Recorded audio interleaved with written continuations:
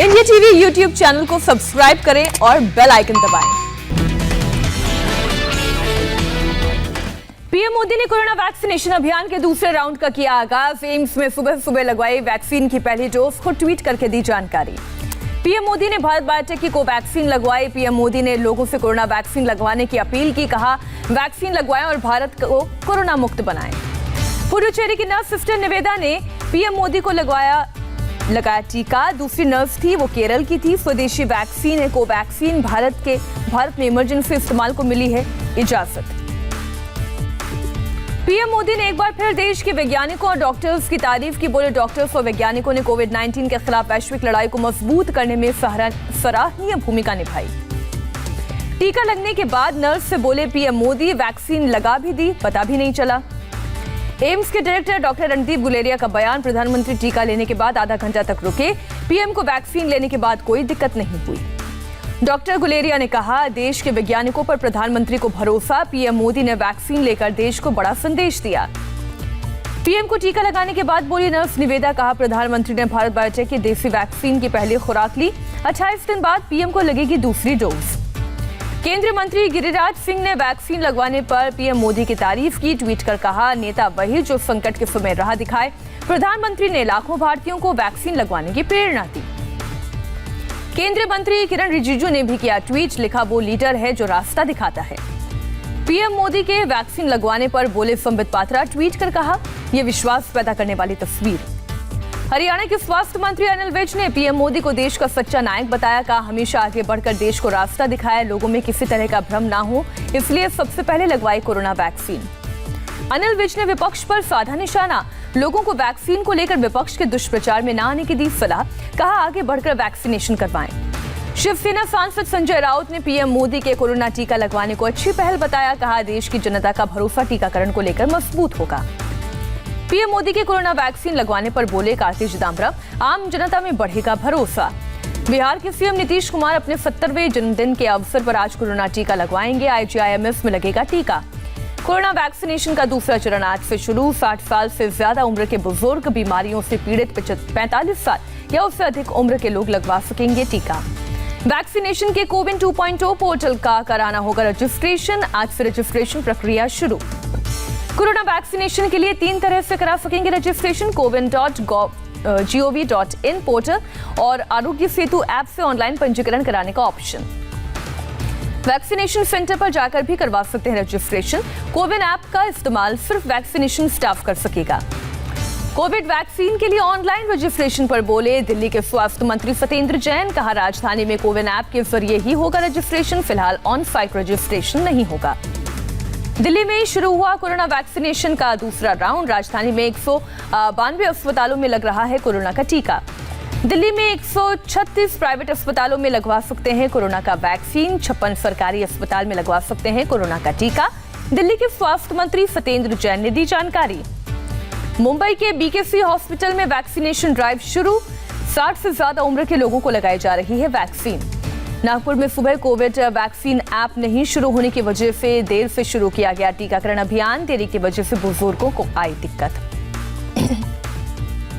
बेंगलुरु में भी कोरोना टीकाकरण अभियान के दूसरे फेज की शुरुआत। वैक्सीनेशन सेंटर पर टीका लगवाने पहुंच रहे हैं लोग। अहमदाबाद में कोविड वैक्सीनेशन सेंटर पर लगाया जा रहा है टीका। वैक्सीनेशन के लिए पहुंचे बुजुर्ग। यूपी में कोरोना वैक्सीनेशन का दूसरा चरण शुरू। राज्य में टीकाकरण के लिए बनाए गए हैं 225 केंद्र। हर जिले में है 3 सेंटर। लखनऊ के 4 अस्पतालों में आज लगाई जा रही है वैक्सीन। 60 साल से ज्यादा उम्र के बुजुर्ग और 45 साल के बीमारी से पीड़ित लोगों का टीकाकरण। लखनऊ में सीएम योगी आदित्यनाथ ने टीकाकरण अभियान का लिया जायजा। श्यामा प्रसाद मुखर्जी अस्पताल पहुंचकर किया औचक निरीक्षण। भोपाल में 186 सेंटर्स पर कोरोना वैक्सीनेशन का दूसरा राउंड जारी। 51 जिलों में जारी है टीकाकरण अभियान। 84 सिविल अस्पताल और 13 मेडिकल कॉलेजेस में लगाया जा रहा है टीका। भोपाल के गांधी मेडिकल कॉलेज में कोरोना वैक्सीनेशन का दूसरा राउंड शुरू।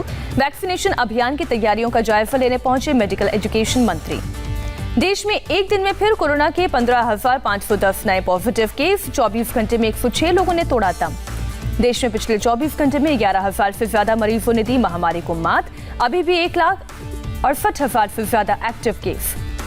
कोरोना के 86% मामले सिर्फ 6 राज्यों से है। महाराष्ट्र, केरल, कर्नाटक, तमिलनाडु, पंजाब और गुजरात में बढ़े केस।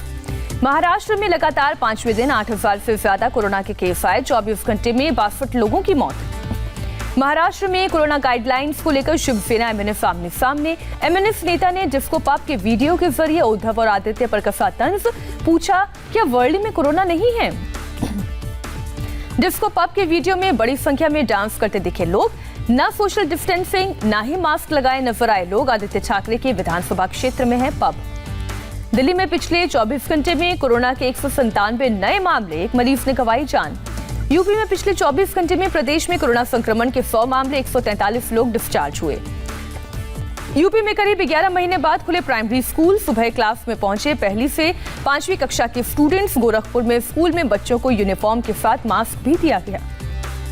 कनाडा में प्रवासी भारतीयों ने निकाली तिरंगा कार रैली। भारत सरकार की तरफ से कनाडा को कोरोना वैक्सीन दिए जाने पर जताया आभार। बेल्जियम के ब्रसेल्स में उड़ी कोरोना नियमों की धज्जियां। बेल्जियम में कोरोना केस में बढ़ोतरी के बावजूद नहीं हो रहा है सोशल डिस्टेंसिंग का पालन। कृषि क्षेत्र के लिए बजट घोषणाओं पर वेबिनार में पीएम मोदी का संबोधन। बोले, कृषि क्षेत्र का बजट बढ़ाकर 16 लाख करोड़ किया। छोटे किसानों के लिए सरकार ने अहम फैसले लिए। पीएम मोदी ने बोला, छोटे किसानों के बेहतरी से गांव का होगा विकास। सरकार के फैसलों में विजन दिखता है। ग्रामीण अर्थव्यवस्था की मजबूती के लिए कर रहे हैं काम। पीएम मोदी बोले, 12 करोड़ छोटे किसानों का ध्यान रखते हुए बजट बनाया गया। छोटे किसानों के सशक्तिकरण से कृषि क्षेत्र की समस्याएं दूर होंगी। पीएम मोदी ने कहा, किसानों को सही मार्केट देना जरूरी। उपज जल्द से जल्द बाजार तक पहुंचाने की कोशिश हो। कृषि सेक्टर में निजी सेक्टर की भागीदारी को बढ़ाया जाए। पीएम ने जमीन को लेकर किसानों में जागरूकता को बताया जरूरी। कृषि को लेकर लोगों से सरकार को सुझाव देने की अपील की। पीएम मोदी ने कहा, फूड प्रोसेसिंग के साथ ही छोटे किसानों को भी आधुनिक मशीनों की मिले मदद। रेडी टू कुक की शैली को ध्यान में रखना जरूरी। पीरजादा अब्बास सिद्दीकी के वायरल वीडियो पर सियासी घमासान। बीजेपी नेता तेजिंदर पाल सिंह बग्गा का बड़ा आरोप। कहा, पीरजादा ने 50 करोड़ हिंदुओं के कोरोना से मरने की दुआ की। बीजेपी नेता तेजिंदर पाल सिंह बग्गा ने कांग्रेस पर साधा निशाना। कहा, कांग्रेस ने एक बार फिर अपना हिंदू विरोधी चेहरा दिखाया। वायरल वीडियो पर फुरफुरा शरीफ के पीरजादा अब्बास सिद्दीकी की सफाई का हिंदुओं के मरने की नहीं, देश तोड़ने वालों के मरने की बात कही। पीरजादा अब्बास सिद्दीकी ने कहा, वीडियो काट छाट कर जारी किया गया। ममता सरकार के मंत्री फरहाद हकीम ने चुनाव आचार संहिता की धज्जियां उड़ाई। मस्जिद कंपाउंड में किया जलसा। वक्फ और ईमान के भत्ते में इजाफा करने का वादा। फरहाद हकीम का विवादित बयान। जलसे में आए लोगों को भड़काने की कोशिश। गुजरात के कत्लेआम की दिलाई याद। कहा, फिरका परस्त ताकतों को अल्लाह बर्बाद करेगा। पश्चिम बंगाल के नॉर्थ 24 परगना में बीजेपी कार्यकर्ता और उनकी मां पर हमला। हमलावरों ने किया लहूलुहान। पार्टी का झंडा लगाने पर हुआ था विवाद। बीजेपी कार्यकर्ता गोपाल मजूमदार का आरोप, 3 टीएमसी वर्कर्स ने घर में घुसकर किया हमला। चेहरे, सिर और गले में लगी चोट। कार्यकर्ता और उसकी मां की बेरहमी से पिटाई पर भड़की बीजेपी। पूरे शहर में बुजुर्ग महिला की लगाई तस्वीर। टीएमसी से पूछा, क्या ये बंगाल की बेटी नहीं? बीजेपी के आरोपों को टीएमसी ने झूठा करार दिया। डेरेक ओब्रायन ने कहा, ममता के सुशासन के मुकाबले बीजेपी के पास कुछ नहीं। बीजेपी ने बदहवासी में आरोप लगाया। राहुल गांधी के तमिलनाडु दौरे का आज आखिरी दिन। राहुल ने कन्याकुमारी में किया रोड शो। राहुल को देखने के लिए समर्थकों की भीड़। कन्याकुमारी में गरजे राहुल गांधी। कहा, पीएम मोदी के मन में तमिल लोगों के लिए सम्मान नहीं। मोदी और आरएसएस को तमिल संस्कृति का अपमान नहीं करने देंगे। राहुल गांधी ने पीएम मोदी और सीएम पलानीसामी पर हमला बोला। कहा, टीवी की तरह रिमोट कंट्रोल से तमिलनाडु को चलाना चाहते हैं मोदी। मुख्यमंत्री भ्रष्ट है और मोदी के पास सीबीआई और ईडी है। अनिल विज ने राहुल गांधी पर चुटकी। कहा, कांग्रेस के G23 नेताओं ने गांधी टोपी उतारकर भगवा पगड़ी पहन ली, बहुत अच्छा लगा। राहुल गांधी समुद्र में छलांग लगाकर मोती ढूंढने की कोशिश कर रही हैं। असम में आज से अपने चुनाव प्रचार अभियान का आगाज करेगी प्रियंका गांधी वाड्रा। गुवाहाटी में कामाख्या मंदिर में की पूजा अर्चना। काशी विश्वनाथ मंदिर में बीजेपी अध्यक्ष जेपी नड्डा ने की पूजा अर्चना। काल भैरव का भी लिया आशीर्वाद। नड्डा के वाराणसी दौरे का दूसरा दिन। नड्डा ने वाराणसी में काशी विश्वनाथ मंदिर कॉरिडोर के निर्माण कार्यों का जायजा लिया। समर्थकों के साथ चाय और नाश्ता किया। तमिलनाडु दौरे के दौरान गृह मंत्री अमित शाह ने रोड किनारे रेस्टोरेंट में किया डिनर। शाह के साथ गृह राज्य मंत्री जी किशन रेड्डी भी नजर आए। डीएमके अध्यक्ष स्टालिन का दावा, तमिलनाडु के लोगों को है सरकार में बदलाव का बेसब्री से इंतजार। बस 2 महीने में बदल जाएगी राज्य की सरकार। आज तमिलनाडु के पूर्व सीएम करुणानिधि की जयंती। चेन्नई में बेटे और डीएमके अध्यक्ष स्टालिन ने दी श्रद्धांजलि। डीएमके के संस्थापक अन्नादुरई को भी किया नमन। महाराष्ट्र विधानसभा के बजट सत्र के पहले दिन बीजेपी कांग्रेस सामने सामने। पेट्रोल डीजल की कीमतों को लेकर एक दूसरे के खिलाफ की नारेबाजी। विधान भवन में कांग्रेस नेताओं ने किया मार्च। साल 2019 में मिस इंडिया रही मानसी सहगल आम आदमी पार्टी में हुई शामिल। दिल्ली में राघव चड्ढा की मौजूदगी में पार्टी सदस्यता ग्रहण की। भारत पाकिस्तान युद्ध विराम का यूएई में भी किया गया स्वागत। सीमा को बताया विवादित। नीरव मोदी के बाद मेहुल चौकसी को बड़ा झटका। एंटीगुआ और बरबुडा ने रद्द की नागरिकता। भारत से भागने के बाद काफी समय से यही रह रहा था। अयोध्या में बनाए जा रहे राम मंदिर के काम में तेजी। खुदाई का काम लगभग पूरा। 15 दिनों में नींव की भराई का काम होगा शुरू। उत्तराखंड के रुद्रपुर में आज किसानों की महापंचायत। भारतीय किसान यूनियन के नेता राकेश टिकैत करेंगे संबोधित। सरकार पर टिकैत का हमला जारी। कहा संशोधन नहीं, कानून खत्म होना चाहिए। भूख पर व्यापार बंद हो। जम्मू कश्मीर में पकड़ा गया आतंकियों का एक सहयोगी विस्फोटक और हैंड ग्रेनेड बरामद। पुलिस ने सेना सीआरपीएफ के साथ ऑपरेशन को अंजाम दिया। अलीगढ़ में खेत में एक नाबालिग लड़की का शव मिलने से सनसनी। पशुओं का चारा लेने खेत में गई थी लड़की। काफी देर तक घर न लौटने पर परिवार वालों ने ग्रामीणों के साथ शुरू की तलाश। परिवार वाले रेप के बाद मर्डर की जता रहे हैं आशंका। पुलिस ने गांव वालों को समझा बुझाकर शव को पोस्टमार्टम के लिए भेजा। मामले की जांच के लिए 5 टीमों का गठन किया गया। एमपी के इंदौर में एक लड़के की बेरहमी से पिटाई का वीडियो वायरल। पुलिस ने 5 आरोपियों में से 2 को गिरफ्तार किया। आरोपियों पर पैसा मांगने का आरोप। दिल्ली में पुलिस पर हमला करने वाला बदमाश गिरफ्तार। पकड़ने गए कांस्टेबल पर ईंट से वार किया था। दिल्ली में चेन स्नैचिंग के दौरान महिला की हत्या के 2 आरोपी गिरफ्तार। आदर्श नगर में स्नैचिंग के दौरान बदमाशों ने मारा था चाकू। सीसीटीवी तस्वीर आई थी सामने। छत्तीसगढ़ के सारनगढ़ में हथनी का हमला। 2 की मौत। बच्चे से अलग होने पर भड़की थी हथनी। मध्य प्रदेश के बालाघाट में 300 बोरी सरकारी गेहूं के साथ एक ट्रक जब्त। प्रशासन ने गोदाम को सील किया। पंजाब के लुधियाना में 2 किलो हेरोइन के साथ 2 गिरफ्तार। फरार मुख्य आरोपी की तलाश में जुटी पुलिस। अमृतसर से लुधियाना लाई गई थी ड्रग्स। व्हाइट हाउस छोड़ने के बाद पहली बार सामने आए डोनाल्ड ट्रंप। कहा अभी खत्म नहीं हुआ है राजनीतिक जीवन। भीड़ से पूछा कि आपने मुझे याद किया। डोनाल्ड ट्रंप ने बाइडेन प्रशासन पर हमला बोला। कहा अमेरिकी फर्स्ट की नीति अमेरिका लास्ट में पहुंच गई है। इस्राएल ने सीरिया पर दागी मिसाइलें। राजधानी दमिश्क के पास किया हमला। पूरी रात एक्टिव रहा सीरिया एयर डिफेंस। हमले में किसी के हताहत होने की खबर नहीं। नीति में राष्ट्रपति के खिलाफ सड़क पर उतरे प्रदर्शनकारी। राष्ट्रपति के इस्तीफे की मांग। 7 फरवरी को कार्यकाल खत्म होने के बावजूद पद पर बने हुए हैं जोवेनेल मोइसे। मानवीय समूह सी वॉच ने बचाई 363 प्रवासी मजदूरों की जान। केंद्रीय भूमध्य सागर में 5 अलग अलग ऑपरेशन में हुआ रेस्क्यू।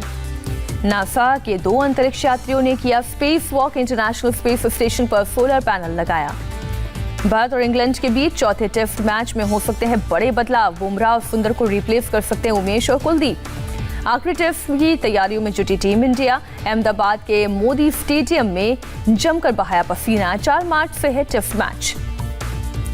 आखिरी टेस्ट मैच के पहले बोले इंग्लैंड के विकेटकीपर बल्लेबाज बेन फोक्स। कहा हमें जुझारू खेल दिखाने की जरूरत। आईपीएल से सिर्फ 6 वेन्यू पर कराए जाने के बीसीसीआई के फैसले का विरोध। राजस्थान रॉयल्स, पंजाब किंग्स और सनराइजर्स हैदराबाद ने आपत्ति जताई।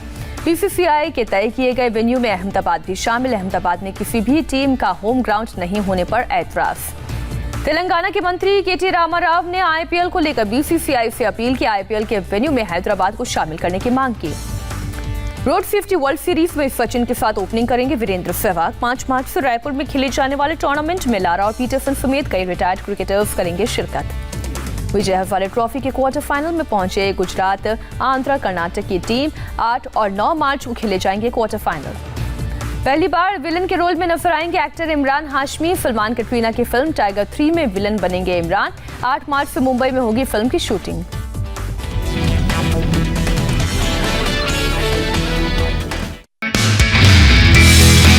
नमस्ते, मैं हूं मीनाक्षी जोशी। वीडियो और खबरों से अपडेट रहने के लिए India TV YouTube channel subscribe करें। बेल आइकन दबाना ना भूलें। जुड़े रहें इंडिया टीवी के साथ।